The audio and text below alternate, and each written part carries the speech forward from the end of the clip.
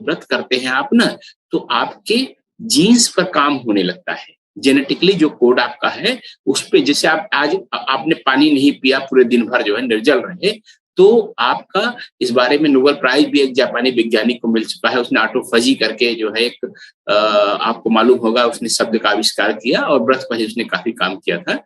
तो लेकिन आप जब व्रत रहते हैं, कुछ नहीं खाते हैं, तो पहले शरीर की विकृतियां नष्ट होती हैं, लेकिन आपके जो सेल है, गुणसूत्र है, जीन्स है, उस पर काम होने लगता है और वहां सुधार होता है, जिस कारण से आपके पाप कटते हैं। पाप क्या है? पाप क्या है? जो आपके गलत कर्म जिनका पश्चाताप नहीं हुआ, पाप वही है। अगर आपने पश्चाताप हुआ तो वह पाप नहीं रह जाता है, आपके पासबुक में से वो खत्म हो जाता है। अगर कोई आपने बुरा कर्म किया है और उसका उसके उतने ही अनुपात में अपने पश्चाताप आपका हो गया है, दुख आपने, वो भी एक तपस्या है, दुख भी एक तपस्या है। उस जब अग्नि, पश्चाताप के अग्नि में जलते हैं तो आप एक तपस्या में जलते हैं और उस तपस्या से भी पाप के कर्म धुल जाते। तो उपवास जो है, आपने ग्रहों का बताया, उसकी प्रक्रिया बताई, क्या खाना है क्या नहीं खाना है, लेकिन ये कुछ और उपवास होते हैं, उनका अगर आप करेंगे तो बहुत अच्छा होता है। उपवास का तर्क ये है, ये वैज्ञानिक उपवास में बता रहा हूं, कि जब चंद्रमा और सूर्य केंद्र में हो, चंद्रमा और सूर्य जब केंद्र में होते हैं तो उस समय उपवास करना सबसे अच्छा होता है। और चंद्रमा सूर्य कब कब केंद्र में होते हैं? देखिए, जब पक्ष प्रारंभ होता है, कृष्ण पक्ष जो है, तो अमावस्या होती है। अमावस्या को सूर्य और चंद्रमा कहाँ होते हैं? चंद्रमा और सूर्य केंद्र में होते हैं। फिर अगली चतुर्थी को, मतलब आप उसे अगर पूरा जो पक्ष है उसको 4 भाग में बांट लें तो जो है आपके उपवास के सबसे अच्छे दिन मिल जाएंगे। चतुर्थी, अष्टमी, एकादशी और फिर पूर्णमासी और अमावस्या। यह बहुत ध्यान देके कर लीजिए, आप लोग नोट भी कर लीजिए। ये सबसे अच्छे दिन जो है उपवास के होते हैं। चतुर्थी, अष्टमी, एकादशी और पूर्णमासी, अमावस्या, ये चारों दिन जो है चंद्रमा और सूर्य केंद्र में होते हैं। ठीक है ना? इसका तर्क है। बुद्धि के लिए चतुर्थी का किया जाता है, पराक्रम के लिए अष्टमी का किया जाता है, और एकादशी को जो व्रत किया जाता है वह भौतिक आवश्यकता, मतलब उदर पूर्ति के लिए, संसाधनों के लिए किया जाता है। और पूर्णमासी और अमावस्या को जो व्रत किया जाता है वो भावनात्मक संतुलन के लिए।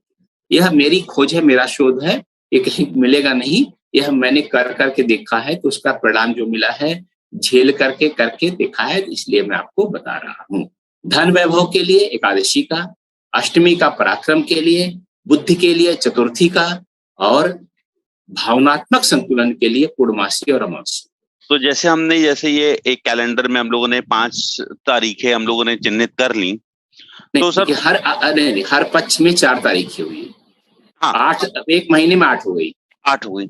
तो सर उस दिन कोई भी दिन आए तो उस दिन उसका जाप करें, या जैसे फॉर एग्जांपल हो सकता है चतुर्थी आज मान लीजिए सोमवार को पड़े, फॉर एग्जांपल अगली जब शुक्ल पक्ष की पड़ती है तो हो सकता है वो मंगलवार को पड़े। देखिए, सबसे अच्छा होता है कि आप उस तिथि को, जो नक्षत्र है, नक्षत्र के मंत्र होते हैं, आपको मालूम है, नहीं मालूम है तो मैं आप लोग को भेज दूंगा, ठीक है ना? उस नक्षत्र का जप करें। नहीं तो चतुर्थी, अष्टमी, एक अभी मैं आपको कुछ कोशिश करूंगा कि आपको डाल दूंगा इनके देव और अधिदेव कौन है, ठीक है ना? उसमें समय नष्ट हो जाएगा। उन देवताओं का भी, चतुर्थी के गणेश जी हैं, ठीक है ना? ऐसे में सबका डाल दूंगा, उसको आप उसकी पूजा करके उसका भी कर सकते हैं, ठीक है ना? ये भी कर सकते हैं, ठीक है? तो ये डाल दूंगा। तो ये आप उपवास, लेकिन अगर बिना ऐसे ही केवल उपवास रहते हैं और जो है, तो आपके जीन्स पर वो काम होता है। मैं बताया ना, आनुवंशिक गुणसूत्रों पर काम होता है वह। अगर उस दिन व्रत रहते हैं और सोच करके अपनी बुद्धि के लिए कर रहा हूं मैं, तो आपको काम होगा, ठीक है ना? और एक और आपने जैसा कहा जी, जो है वो भी आप कर सकते हैं कि आप जो है उस दिन के जो देवता हैं, मतलब सॉरी ग्रह है, उसका भी जप कर सकते हैं।